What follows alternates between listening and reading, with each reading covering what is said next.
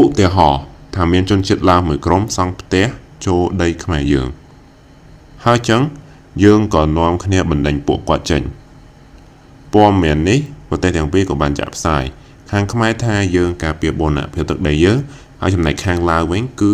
គេឃើញប្រជាជនឡាវត្រូវបានបណ្ដេញចេញពីផ្ទះសម្បែងហើយក៏គេថាខ្មែរយើងនឹងជាចោរលួចដីទៅថាតើក្នុងឧទាហរណ៍នេះខាងឡាវធ្វើអញ្ចឹងត្រូវដែរទេអត់ត្រូវទេគ្រាន់តែមានប្រជាជនឡាវរស់នៅលើហ្នឹងគឺមិនមែនន័យថាវាជាដីឡាវទេសំខាន់គឺបង្គោលព្រំដែនប៉ុន្តែចុះបើគេនិយាយថាបើយើងពិតជាបានរំលោភដីអ្នកពិតមែននោះយើងនឹងដកថយវិញប៉ុន្តែតើតែមានការចោះវាស់វែងបានត្រឹមត្រូវបានយើងទទួលស្គាល់ឥឡូវអ្នកមានអារម្មណ៍យ៉ាងម៉េចវិញថាស្រួលស្ដាប់ជាងមុនអត់បើគេហៅថាយើងចោលហ្នឹងគឺយើងទៅមានអារម្មណ៍អីចង់ដោះស្រាយមួយគេទេគឺគិតថាគេនឹងចង់លួចដីយើងទៅវិញទេអញ្ចឹងអារឿងថៃហ្នឹងក៏ចឹងដែរ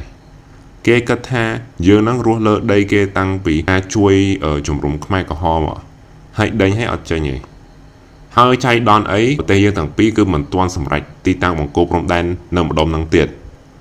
ប៉ុន្តែចោតគេថាជាចោលចឹងទៅគេស្ដាប់អត់ទេ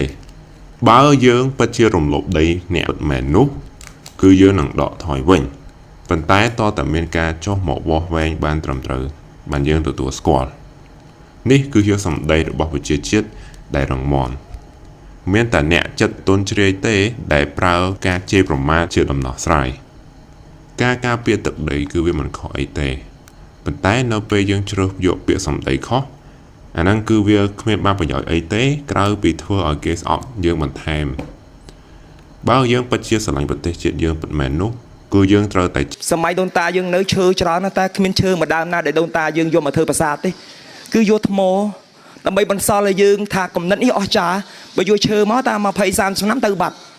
ដូនតាយើងអត់មានដៃធ្វើគ្រឹះទេក៏ប៉ុន្តែដូនតាយើងចេះយកទឹកនិងខ្សាច់មកធ្វើគ្រឹះលើសពីនឹងទៅទៀតដូនតាយើងសិក្សាអំពីដំណើររបស់គោចរសូរិយាដើម្បីត្រួតគ្នាឲ្យយើងឃើញភាពអស្ចារ្យនៃគំនិតទៀតអញ្ចឹងបានជាដូនតារបស់ពួកយើងបានបន្សល់នៅតម្រុយគំនិតយើងមានប្រទេសដែលត្រូវសងគុណឆ្វេងស្ដាំនឹងរំជួយដីលិចទឹកព្យុះឯប្រទេសខ្មែរអត់មានអីសោះហើយជាពាក់គុណការរស់នៅលើទឹកដីនេះណាទឹកដីអង្គរទឹកដីកម្ពុជានេះអត់ដែលធ្វើបាបយើងទេក្មួយកុំធ្វើបាបខ្លួនឯងឲ្យប្រទេសរបស់ពួកយើងមិនមានអ្នកតស្នងអញ្ចឹងប្រទេសនេះត្រូវសងគុណកាលណាញើសនឹងឈាមក្មួយស្រោចលើទឹកដីនេះនឹងរីកចម្រើនក្រោមការខំប្រឹងប្រែងរបស់ក្មួយអត់មានអ្នកណាជួយក្មួយបានក្រៅពីក្មួយតាំងចិត្តថាក្មួយត្រូវជួយខ្លួនឯងដើម្បីបំរុងធនធានផ្នែកចំណេះដឹងជួយសង្គម